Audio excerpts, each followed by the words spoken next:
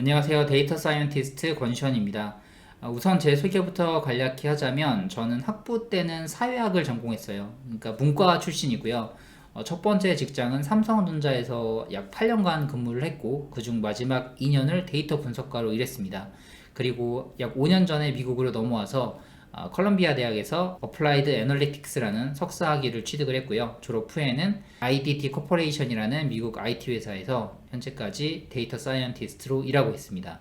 오늘 제가 말씀드리려고 하는 내용은 저도 비전공자로서 이제 미국에서 데이터 사이언티스트로 일을 하고 있는 건데 비전공자인 여러분들이 데이터 사이언스 분야로 진입하기 위해서 어떤 것들이 필요할지 좀 유용한 정보를 공유해 드리려고 해요. 크게 세 가지 꼭지를 준비를 했는데 가장 첫 번째는 비전공자로서 겪는 어려움에 대해서 먼저 얘기를 해볼까 합니다. 소주제로 크게 세 가지를 준비해봤어요. 첫 번째는 수학과 통계, 두 번째는 코딩, 그리고 마지막은 학위입니다. 자, 우선 수학과 통계에 대해서 먼저 말씀을 드리자면 부정적인 얘기하고 긍정적인 얘기를 하나씩 드릴게요. 첫 번째 부정적인 얘기는 여러분이 만약에 수학이랑 통계에 정말 거부감이 너무 심하고 너무 소질이 없고 너무 싫다 라고 하신다면 이 분야에 발을 들이시는 것에 대해서 다시 한번 재고를 해보시는 게 좋을 거예요. 이 수학과 통계는 데이터 사이언티스트에게 굉장히 필수적으로 요구되는 자질이기 때문에 만약에 이 부분을 따라가기가 너무 어려우시다면은 이쪽 분야가 맞지 않으실 수도 있어요. 그럼 이번에 긍정적인 얘기를 하나 해드리자면 다행히도 여러분들이 중고등학교 학창시절에 공부를 했던 그 수학 통계의 그런 느낌이랑은 지금 공부하면 좀 그게 다를 수도 있습니다. 중고등학교 때 우리가 수학 통계를 공부할 때는 시험을 풀기 위한, 시험 문제를 맞추기 위한 그런 공부였다면 지금은 데이터 사이언스 분야를 위해서 공부를 하다 보면 문제풀이는 사실 전혀 중요하지 않죠. 그냥 이해를 위해 이게 어떤 식으로 돌아가는지 알기 위해 하는 공부이기 때문에 그 목적, 그 방향성이 전혀 달라요. 그래서 이런 공부는 상대적으로 좀 더 편하게 느끼실 수도 있고요. 그리고 더더욱 좋은 점은 현 시점에서 굉장히 좋은 온라인 컨텐츠들이 무료로 존재한다는 거예요. 예전에 여러분들이 공부를 하실 때는 대부분 이 책을 통해서 문제를 풀고 공부를 하셨을 텐데 지금 어떤 통계적 개념을 공부하기 위해서는 굳이 책을 사실 필요 없이 유튜브에서 검색만 해도 막 애니메이션까지 같이 해가지고 굉장히 쉽게 짧게 설명해주는 그런 컨텐츠들이 많이 있거든요. 이런 것들을 보시면 옛날에는 막 통계에 거부감을 가지셨던 분들도 지금은 굉장히 흥미를 가지면서 쉽게 이해하실 수도 있을 거라는 희망이 들더라고요. 저도 기억이 안 나는 통계 개념이라던가 뭔가 또 새로 배워야 하는 내용들이 있으면 책을 찾아보기보다는 요새는 인터넷을 통해서 많이 공부하는 편이에요. 그러니까 여러분들이 이런 공부를 함에 있어서 전통적인 방법인 책을 사용하시는 것도 굉장히 좋지만 만약에 좀 더 편하게 재미있게 공부를 하고 싶다면 이런 온라인 컨텐츠들도 한번 적극적으로 고려해 보시면 도움이 될 겁니다. 자, 두 번째는 코딩인데요. 여러분이 이미 코딩을 조금 접해 보셨다면 이 코딩에 대한 그런 심적 부담은 그렇게 크지 않을 것 같아요. 근데 저처럼 이전에는 코딩을 한 번도 해보신 적이 없는 분들이라면 이 코딩을 처음 배우는 입장에서 마음속에 어떤 벽이 굉장히 크게 자리 잡고 있을 거란 말이죠. 저도 그걸 느껴봤기 때문에 아는데 제가 감히 말씀드리자면 일단 코딩 자체는 그렇게 어렵지 않습니다. 여러분들이 전혀 거기에 대해서 부담감을 느끼실 필요가 없어요. 물론 엄청나게 코딩을 잘하기 위해서는 타고난 재능도 필요하고 엄청난 노력도 필요합니다. 그런데 거기까지 가지 말고 그냥 정말 기본적인 수준의 코드를 작성한다, 그냥 말이 되는 코드를 짜는 수준이다, 이렇게 정의를 한다면 코딩 자체는 그렇게 어렵지 않습니다. 제가 여러 입문자분들을 가르치면서 그리고 또 제가 입문자로서 겪어왔던 시간들을 돌이켜 봤을 때 이 코딩을 처음 배울 때 겪는 어려움 중에 하나가 지루함이에요. 특히나 파이썬 기초 같은 이 기초 과정을 배울 때에는 내용들이 그렇게 어렵지는 않거든요. 따라하는 것도 그렇게 어렵지 않아서 쉽게 따라할 수 있는데 문제는 이 아웃풋들이 그렇게 막 임팩트 있게 다가오지도 않고 이런 것들을 배워서 실제로 데이터 사이언스 분야에서 어떻게 쓸 수 있는지도 좀 감이 안 오기 때문에 흥미도가 점점 떨어지고 그러다 보면 공부에 손을 놓는 경우가 자주 발생을 합니다. 저도 그래서 뭐 파이썬 조금 손댔다가 쉬었다가 손댔다가 쉬었다가 이걸 수십 번 반복을 하면서 조금씩 파이썬에 익숙해졌는데 이런 상황을 좀 타개하고자 제가 생각해낸 방법론이 하나 있어서 소개를 해드릴까 해요. 데이터 사이언스 분야에서는 파이썬을 많이 쓰기 때문에 파이썬을 예로 들어서 설명을 드릴게요. 파이썬 기초를 하나하나 공부하시는 것도 좋은 방법이에요. 그게 순서대로 가는 게 뭐 가장 좋은 방법이긴 하지만, 만약에 여러분들이 그렇게 따라가는데 뭔가 지루함을 느끼고 잘 진도가 안 나간다 싶으면 그 과정을 과감하게 빼버리시고요. 바로 프로젝트 단위의 연습을 들어가시는 것도 좋습니다. 제가 인터넷 강의랑 책에서 사용하는 방법인데, 제가 가르치는 방법에서는 이 파이썬 기초 부분이 없어요. 그래서 시작부터 다짜고짜 프로젝트를 시작합니다. 단 굉장히 쉬운, 따라하기 쉬운 짧은 코드로 되어 있는 프로젝트고요.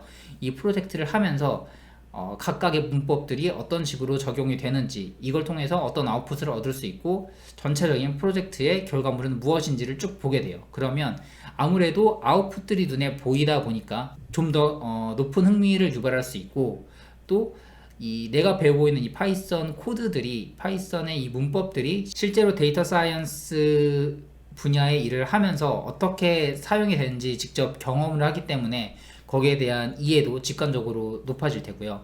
그리고 마지막으로 이 컴퓨터 언어도 언어이기 때문에 반복해서 사용하는 게 굉장히 중요하거든요. 그런데 이 책을 통해서 공부하는 것도 물론 좋은 방법이지만, 간혹 이 복습을 제대로 안 하다 보면 마지막 장에 왔을 때 처음 부분에 배웠던 내용들을 까먹는 경우가 좀 많죠. 저도 많이 그랬었어요. 근데 이 프로젝트 단위의 연습을 하시다 보면은 빈번하게 사용되는 이 코드들이 여러 프로젝트에서 반복적으로 노출이 되기 때문에 자연스럽게 우선순위에 맞는 내용들을 체득하실 수 있다는 장점도 있습니다. 아무래도 파이썬 기초도 없는 상태에서 바로 프로젝트를 따라할 수 있을까라는 걱정이 드실 텐데, 난이도만 충분히 잘 고려를 하신다면, 쉬운 예제 코드를 찾으신다면 충분히 소화하실 수 있거든요. 그래서 여러분들이 만약에 파이썬 기초를 공부하시는데 조금 지루함을 느끼거나 어려움을 겪으신다면 이런 방법도 한번 고려해 보시면 좋을 것 같습니다. 자, 다음은 학위로 인한 진입장벽에 대해서 조금 말씀드릴까 해요. 여러분들이 뭐 수학이랑 통계를 굉장히 잘 하고 코딩도 굉장히 이제 익숙하게 한다 한들, 관련된 학위가 없는 비전공자라면 컴퓨터 사이언스나 뭐 데이터 사이언스 분야를 졸업한 사람들에 비해서 이 잡마켓에서 매력도가 떨어질 수밖에 없는 건 어쩔 수 없는 것 같아요. 현실적으로 어쩔 수 없는 부분인데, 이런 한계점을 극복하기 위한 방법이라고 하면 가장 단순하게는 뭐 석사학위를 하나 새로 따는 거죠. 근데 석사학위를 하나 따기 위해서는 그만큼 많은 시간과 비용이 필요하기 때문에 아무래도 현실적으로 어려움을 가지시는 분들이 많을 거예요. 그런 상황에 계신 분들에게 팁을 하나 드리자면, 저는 살짝 우회하라고 말씀드리고 싶어요. 그러니까 바로 데이터 사이언티스트나 데이터 애널리스트 포지션을 노리시기보다는 데이터를 만질 수 있는 다른 포지션으로 시작을 해서 자연스럽게 이쪽 분야로 영역을 넓혀가는, 본인의 영역을 그렇게 키워가는 것도 방법이다 라고 말씀드리고 싶습니다. 실제로 이게 제가 사용했던 방법이기도 한데요. 저는 뭐 미국에서 석사 학위를 따긴 했지만 뭐 이미 그 이전에 삼성전자에서 데이터 분석가로도 일을 했었다고 말씀을 드렸었죠. 근데 말씀드린 것처럼 8년 중에 총 2년밖에 안 되고요. 그 앞부분의 6년 동안은 데이터 사이언티스트, 데이터 분석가로서 일을 하지는 않았어요. 그래도 운 좋게도 데이터를 만지는 포지션에 있었기 때문에 자연스럽게 이쪽 분야로 제 역량을 키울 수 있었지 않나 싶습니다. 조금 더 구체적으로 말씀드리자면, 당시에 저는 이 스마트폰 앱스토어에 있는 결제 데이터를 관리하고 운영하는 그런 포지션이었거든요. 그래서 사실 머신러닝이나 데이터 분석이랑은 그렇게 연관성이 있는 직무는 아니었어요. 그런데 그런 상황 속에서 개인적인 관심 때문에 제가 따로 공부를 하고 관련 프로젝트를 꾸리면서 이쪽 분야로 역량을 좀 더 키워간 거죠. 하나 구체적인 예를 말씀드리면, 이 결제 데이터다 보니까 아무래도 이 차지백이라는 고객들에 의한 강제적인 환불 케이스들이 빈번하게 발생을 하는데, 이게 회사 입장에서는 굉장한 골칫거리거든요. 그래서 제가 이런 차지백을 계속 발생시키는 사람들을 예측해 볼 수 있지 않을까, 처음에는 그냥 통계적인 방법으로 접근해서 이걸 예측해 볼 수 있지 않을까 생각을 하다가 검색을 하면서 처음으로 이런 머신러닝이라는 개념을 알게 됐고요. 좀 독학을 하고, 또 그때는 제가 이제 파이썬을 할 줄 몰라서 유관부서에 연락을 해가지고 머신러닝 모델을 코딩 없이 만들 수 있는 그런 툴의 라이센스를 받아서 직접 모델링을 해봤어요. 지금 생각하면 굉장히 미천하지만 아주 기본적인 모델을 그래도 완성을 시키고 아웃풋을 냈습니다. 당시 제 포지션이 이런 업무를 하는 포지션은 아니었어요. 어디까지나 그 포지션 입장에서만 보자면 좀 곁다리 업무였는데, 스스로 이런 프로젝트를 발굴을 하고 회사에 좀 어필을 하면서 이쪽으로 역량을 키워 나갔습니다. 그러다 보니까 어느 순간에 빅데이터 분석 그룹에서 인력을 충원한다는 공고가 나왔고요. 그동안 제가 했던 그런 프로젝트들을 가지고서 지원을 했더니 운 좋게도 그때부터 데이터 분석가로 일할 수 있는 기회가 주어졌죠. 그때부터 이제 저는 좀 더 본격적으로 이 데이터 사이언스 분야에 발을 들여놓게 되었습니다.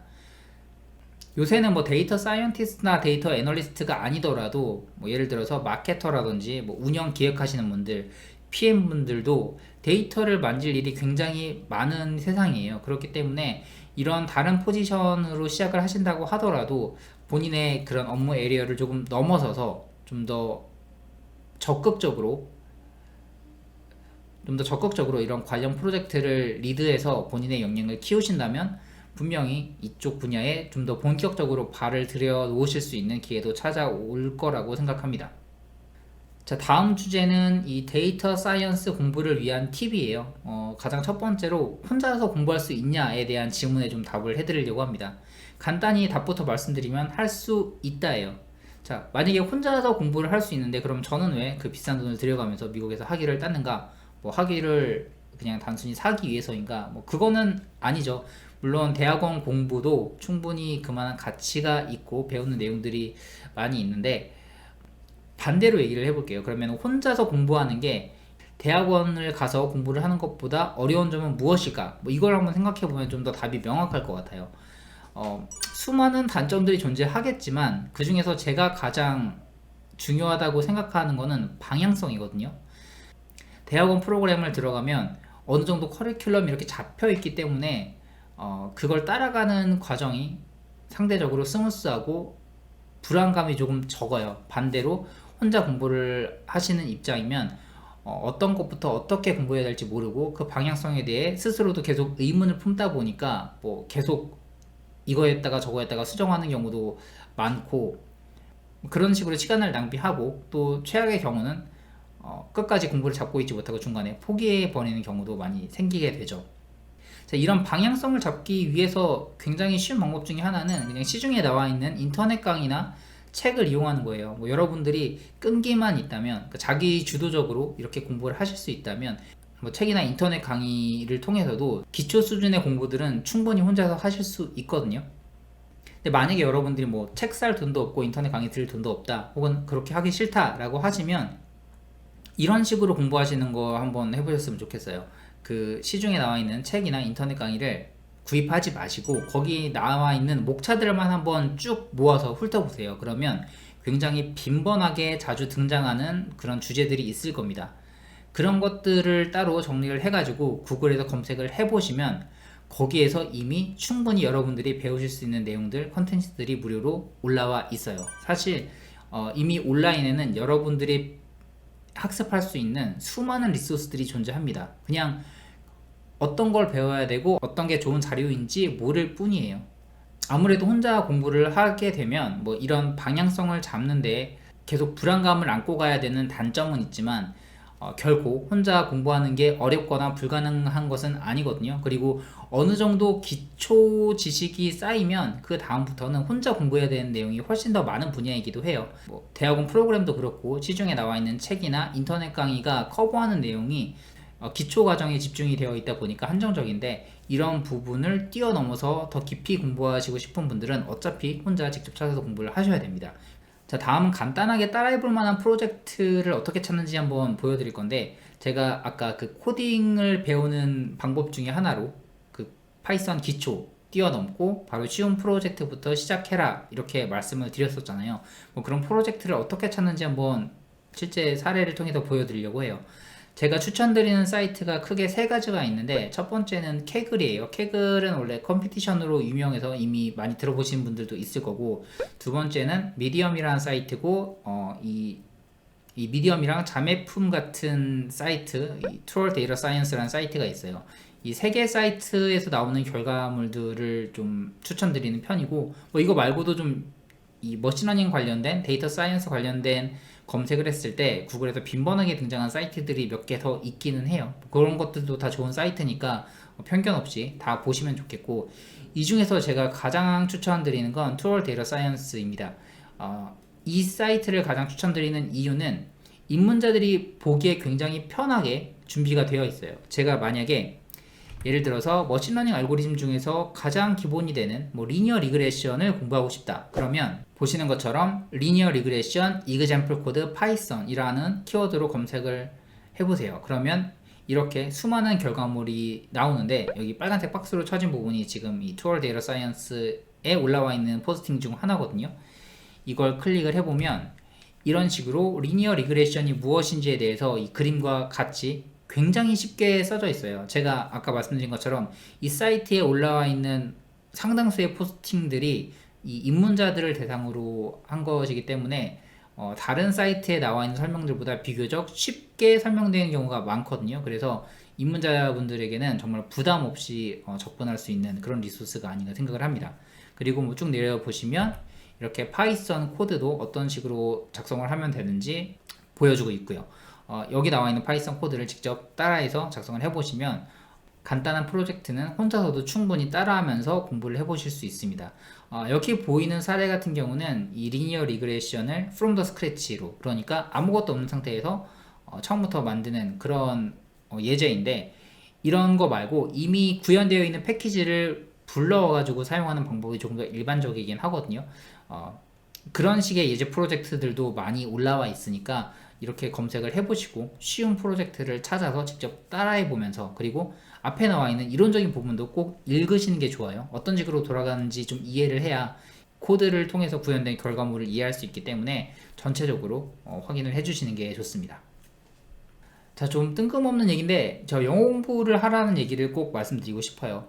우선 저부터 말씀드리자면, 저는 지금은 미국 회사에서 영어로 일을 하고 있지만, 미국에 오기 전까지만 해도 저는 정말 영어를 굉장히 못하던 사람이었고, 이 영어로 대화하는 것은커녕 영어로 검색을 하고 영어로 된 컨텐츠들을 읽는 데 많은 어려움이 있었던 사람이에요. 그랬던 저인데 지금은 이렇게 영어를 꼭 공부를 하시라고 권하고 있습니다. 이유는 간단해요. 인터넷에는 아무래도 영어로 된 컨텐츠가 훨씬 많기 때문입니다. 제가 아까 온라인에 이미 여러분들이 공부할 수 있는 리소스들이 쫙 깔려 있다라고 말씀을 드렸었는데, 그거 사실 영어로 된 컨텐츠들을 포함했을 때 이야기예요. 만약에 한글로 된 컨텐츠들로만 한정을 한다면 아닐 수도 있지 않나 하는 생각도 듭니다. 여러분들이 이 한국 포털 사이트에서 한국말로 검색을 하면 어떤 문제를 해결하기 위해서 검색을 했을 때 원하는 답을 못 찾을 확률도 굉장히 높아요. 반면에 구글이나 챗 GPT를 통해서 영어로 검색을 하면 웬만한 질문, 웬만한 문제에 대한 그 해결책들은 이미 인터넷에 다 올라와 있고, 아까 보여드렸던 것처럼 다양한 학습 리소스들도 많이 올라와 있거든요. 유튜브도 마찬가지예요. 영어로 된 유튜브 컨텐츠들을 다 포함해서 본다면 훨씬 더 공부하기 좋은 컨텐츠들이 많기 때문에 가급적이면 영어 공부를 꾸준히 하셔서 이런 영어로 된 컨텐츠들에 좀 더 익숙해지시는 게 좋습니다. 정 안 될 경우에는 이 구글 트랜슬레이터를 사용해서라도 영어로 검색을 하시고 영어로 된 컨텐츠들을 접하시는 걸 적극적으로 추천드립니다. 자, 마지막으로 말씀드리고 싶은 건 이 데이터를 어디서 찾는지를 좀 말씀드리고 싶어요. 자, 여기서는 총 두 가지 사이트를 추천드리는데, 첫 번째는 아까도 말씀드렸던 캐글이고, 두 번째는 오픈ML이라는 사이트예요. 두 사이트 다 데이터가 굉장히 방대하기 때문에 여러 가지 데이터를 접하시는데 어려움이 없을 거고, 둘 중에서 그나마 조금 더 추천드리는 건 캐글입니다.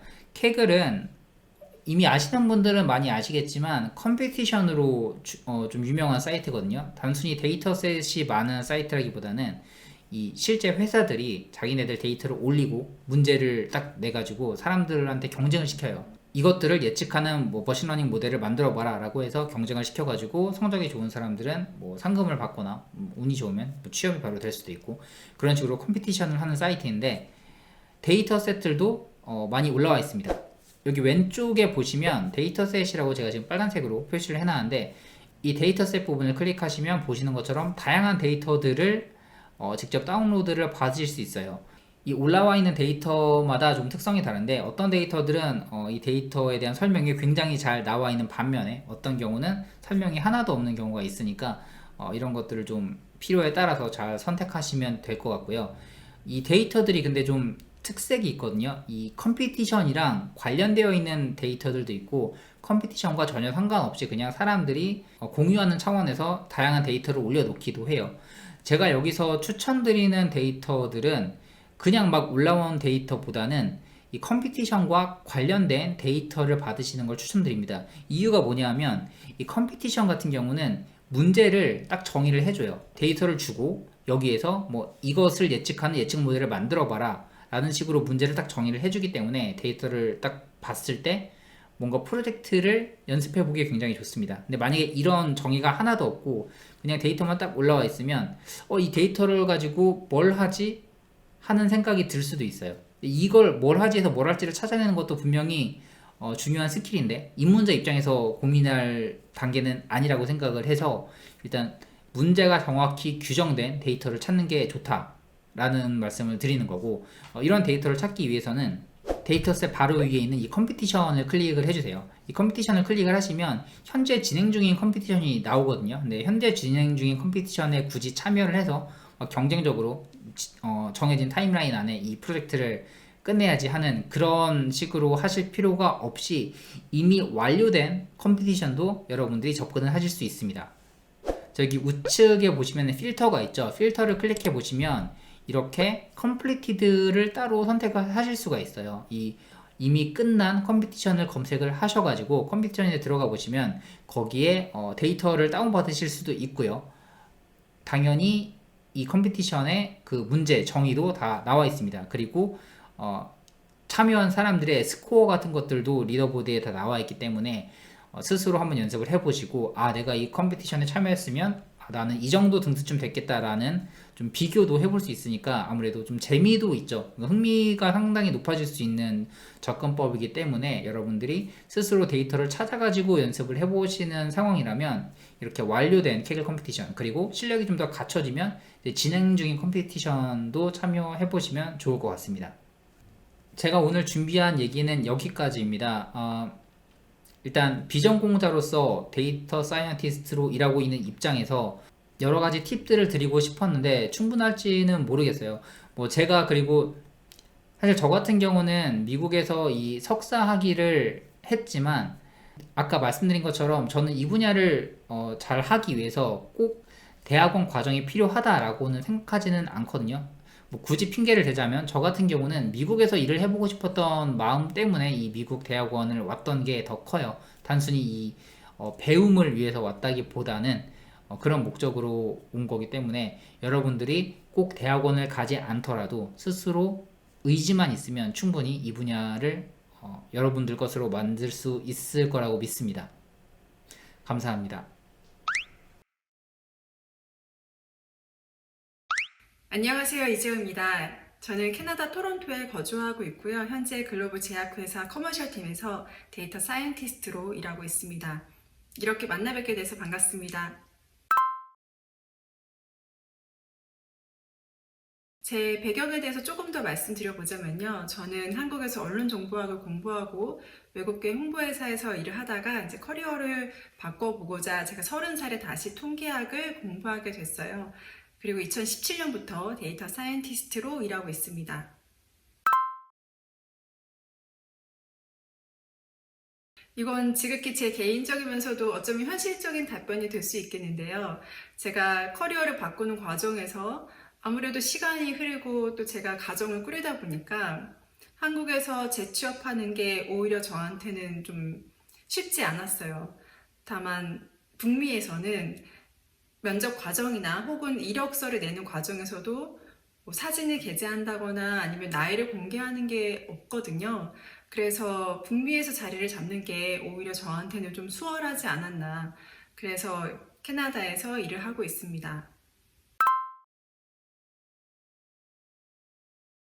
데이터 사이언티스트가 하는 일을 간단하게 표현해 보자면요. 어떤 질문이 있을 때 그 질문을 숫자로 답해주는 일을 합니다. 예를 들어볼게요. 이 영상을 보시는 분들은 아무래도 데이터 과학에 관심 있는 분들이 많이 계실 텐데요. 내가 데이터 사이언티스트로 취업할 수 있을까? 이런 질문을 해볼 수 있잖아요. 그렇다면 여기에 당신은 현재 상태에서 앞으로 몇 개월 이내에 데이터 사이언티스트로 취업할 수 있는 확률은 60%다라고 표현할 수 있도록 이와 관련한 작업을 합니다. 물론 이 60%란 숫자가 정확하지 않을 수 있지만 이 숫자 존재 자체로 주는 힘이 굉장히 커요. 다른 예를 들어볼게요. 이따 오후에 비가 올까? 이런 질문에 오후에 비가 올 확률이 70%다 라고 알게 되면 우산을 챙겨야 하나? 이렇게 생각이 들잖아요. 이런 것처럼 사안이 점차 중요할수록 상황을 이해한다거나 혹은 어떤 의사결정을 내릴 때 이 숫자가 그 판단의 근거로 잘 사용할 수 있게 됩니다. 그렇다면 이 취업할 수 있는 확률은 어떻게 계산이 될까요? 당연히 어떤 식을 통해서 계산된 값일 텐데요. 이 식에는 여러 가지 항목이 들어갈 수 있을 텐데 예를 들어 최종 학력이라던가 전공 종류, 포트폴리오의 완성도, 자격증 유무, 그리고 전공 관련 지식 이런 것들이 들어갈 수 있겠죠.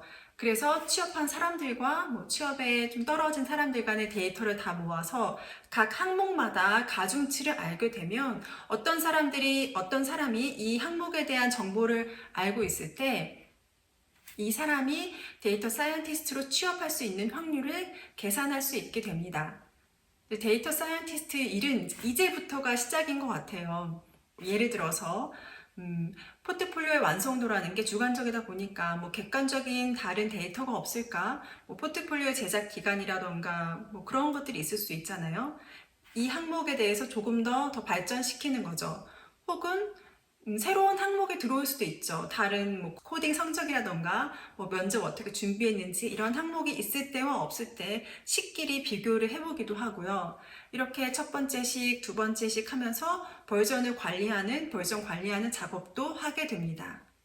그래서 최종 식이 정해지면 이 식의 입력값은 어떤 값들이 들어가는지, 그래서 확률은 어떻게 계산되어 나오는지, 이 모델의 성능은 어떻게 되는지 이거를 다 관리하는 모니터링 작업도 하고요. 이 과정은 다 프로그램 랭귀지, 그러니까 코딩을 통해서 작업을 하게 되는데 코딩이 이제 제 컴퓨터에서 작업을 하지만 저는 클라우드 서비스를 이용해서 이제 가상 머신에 접속해서 일을 하는 거잖아요. 그래서 때로는 이 클라우드 관련한 일도 하게 됩니다. 그런데 회사에서 이 식이 좋은데 이거를 좀 수익화할 수 없을까요? 이렇게 얘기가 나오게 되면 이 식이 어떤 식으로 업데이트를 하면 좋은지 혹은 어떤 값들이 들어가서 어떻게 계산되는지 이런 거를 다른 팀과 얘기를 나누기도 하고요. 그래서 제가 간단히 말씀드렸을 때 어떤 질문에 대해서 답을 내리는 그 과정을 한다고 했는데 이렇게 조금만 더 들어가 보게 되면 굉장히 여러 가지 일을 한다는 것을 알 수 있습니다. 그래서 데이터 사이언티스트의 일상은 이거를 이제 프로젝트라고 했을 때 이 프로젝트에 어디에 해당하냐에 따라서 굉장히 다양한 일을 하게 돼요.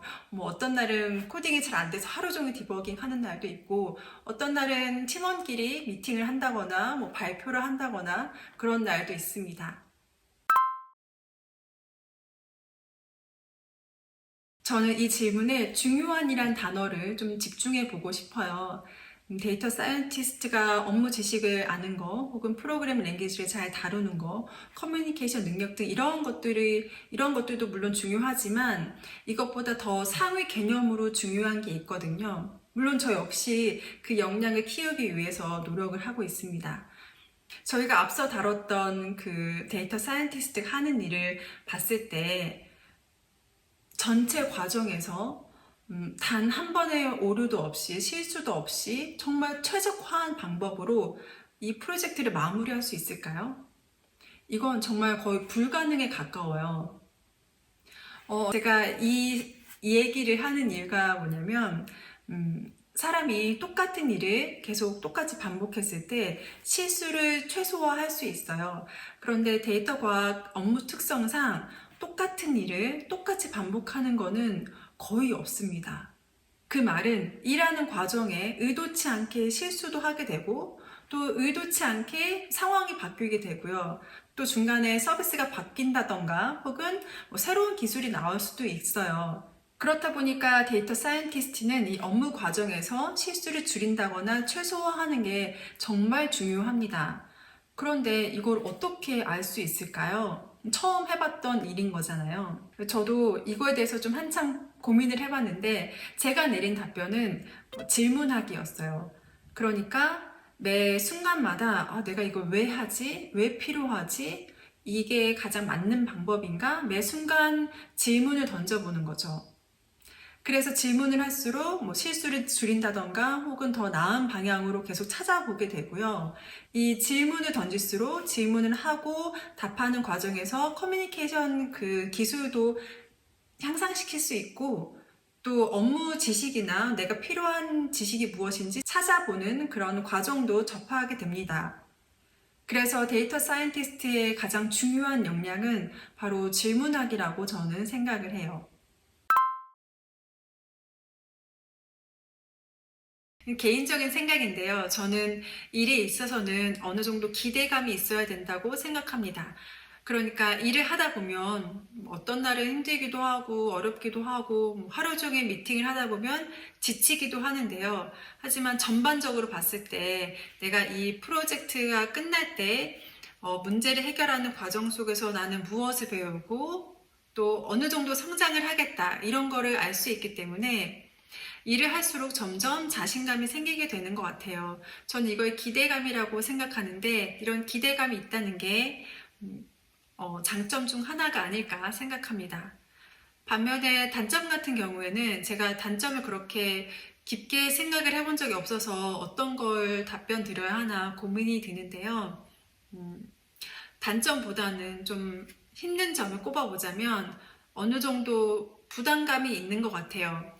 그러니까 의도치 않게 실수를 하거나 혹은 정말 사소한 결정이 프로젝트 전반에 있어서 영향을 미칠 때가 있거든요.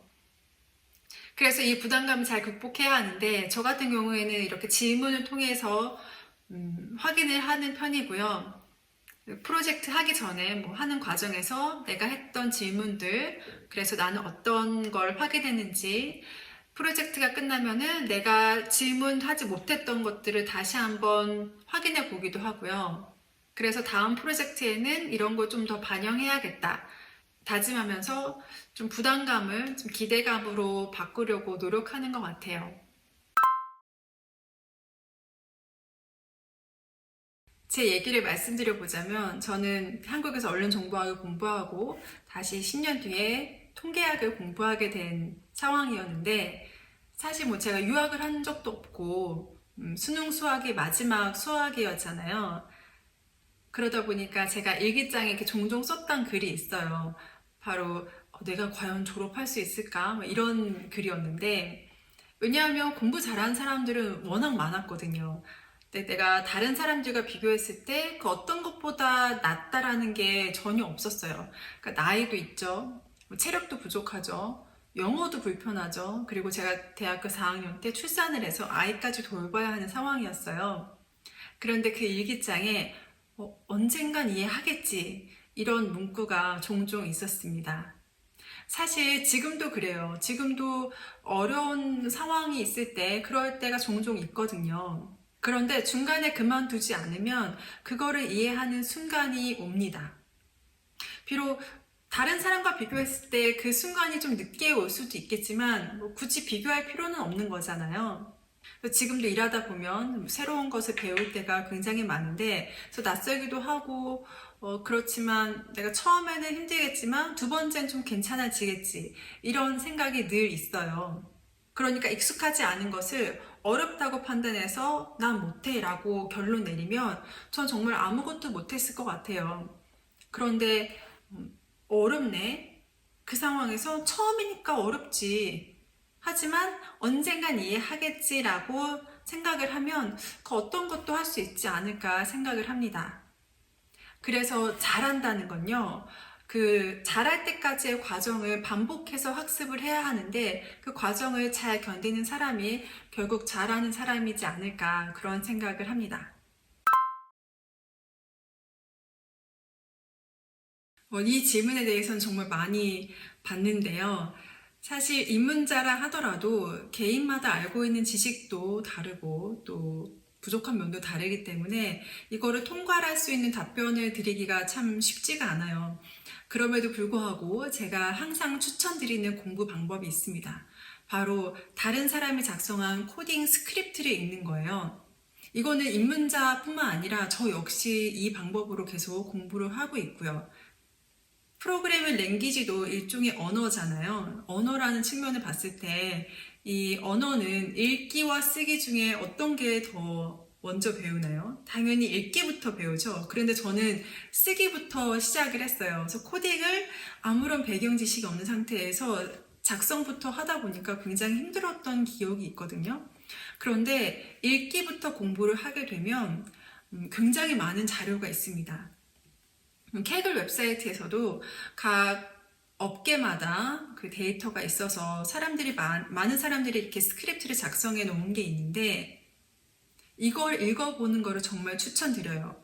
물론 공부 방법이 뭐 통계 끝내고 수학 끝내고 파이썬 끝내고 뭐 이런 알고리즘 끝내고 이렇게 다 끝내가면서 하는 공부 방법이 있겠지만 입문자 분들에게는 이렇게 큰 그림에서 작은 그림으로 내려오는 방법이 오히려 쉬운 전략이지 않을까 그런 생각을 해요. 그래서 케글 웹사이트 그 스크립트를 읽어보시면서 목차를 보시기도 하고 이 사람은 이 문제에 대해서 어떤 통계치를 사용했네, 어떤 알고리즘을 사용했네, 어떤 모델 성능 평가를 했네, 이렇게 전체 그림을 파악하면서 공부를 하게 되는 거죠. 그래서 내가 부족한 거는 무엇인지 아니면 이 전체 부분에서 내가 어떤 거에 더 관심이 있는지 이거를 알 수 있게 됩니다. 또 그뿐만 아니라 여러 사람들의 스크립트가 있다 보니까 이렇게 스크립트끼리 비교를 하면서 이 사람은 이런 방법을 사용했네 이렇게 새로운 지식을 배울 수도 있고요. 그런데 이 방법이 좀 힘들다라고 생각하시는 분들은 목차만 확인해 보셔도 되고요. 이 업계에서는 이런 상황에 처해져 있고 이 상황을 이 데이터로 어떤 값을 계산하려고 하는구나 이렇게만 접근하셔도 굉장히 좋은 공부 방법이 아닐까 그런 생각을 해요. 이제까지 답변을 드려봤는데요. 제 답변이 조금이나마 도움되었으면 합니다. 더 궁금하신 점 있으면 댓글 남겨주세요. 감사합니다.